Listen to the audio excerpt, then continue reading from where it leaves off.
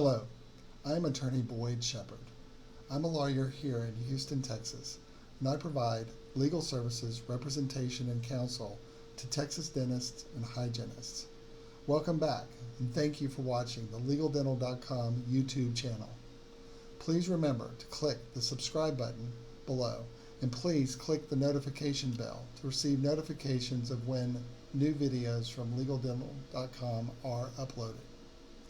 In this video, I'll be discussing transition in the transaction for the seller selling your dental practice. When you're selling your dental practice, there are several issues that need to be thought about, written down, discussed, and negotiated over the course of the process. You need to have a transition or exit strategy ahead of time. Do you have a ready buyer? Is it going to be an associate within your practice? Is it going to be someone else who hasn't been affiliated with the practice at all? What is the status of your lease? Do you intend to finance any part of the sale? Is there any real estate involved? Obviously, several issues that need to be assessed ahead of time. Certainly, you're going to want written agreements when you close on the transaction. Typically, the seller provides these documents, and in the preparation of these documents, you'll need to get professional advice, not only from an attorney, but most likely from your accountant. Also, getting information from your landlord will be very important if there's any time left on the term of your lease agreement. You're going to want to determine what is your asking price for the practice. You can do this yourself with the use of your CPA and their professional advice, typically between yourself and your CPA, and with the correct guidance you can arrive at a sale price that is correct. Many doctors use a broker, but of course a broker or a transition specialist is going to want a percentage of the sale. There are certain upsides to having a broker involved, but if you have a ready buyer, if you have an associate who is buying into the practice or taking the practice over, you don't need a broker to find a buyer for you, and arriving at the price is something that you can do yourself. I have a separate video that goes into this in much detail here on my LegalDental.com YouTube channel.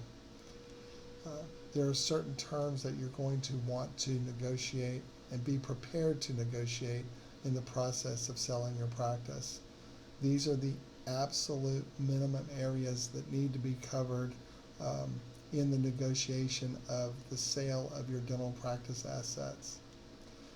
Certainly the list of what's being sold, as well as the list of what is not being sold. You may have many personal items that are incorporated either into the decor or the furniture of the practice. You're going to want to put in writing exactly what is for sale as part of the transition and what is not. You need to be prepared for an inspection of the premises. Make sure everything is in working order, as well as do you have your full inventory of supplies on hand during that inspection by the potential buyer and or anyone else who may be inspecting the practice on their behalf. You're going to want to know the exact status of employee benefits and accrued vacation. That needs to be articulated in the agreement. There needs to be a patient list available, active versus inactive, the amount of time since the last appointment for each patient that you consider active. You're going to want your corporation, if one exists, your corporate entity for your practice to be in good standing, and all of this information would be provided to the potential buyer. The Form 8594, it's an IRS document. It assists with the allocation of the purchase price. It's something that needs to be filed. This is something that you'll get advice from your accountant or CPA about. Um, Certainly, there's issues with respect to the State Board of Dental Examiners. In particular, the records, Rule 108.8 dictates and regulates how records should be handled at the time of any dental practice transition. You're going to want to make sure that that is done correctly. Uh, so, in the sale of your dental practice, getting professional advice is very, very important and encouraged, of course.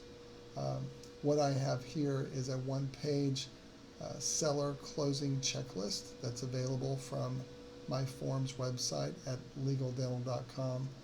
This is just an overview of what we've covered in this video, and it is available to you as a starting place. It's not everything that needs to be covered, but as a starting place for thinking about and preparing for the sale of your practice.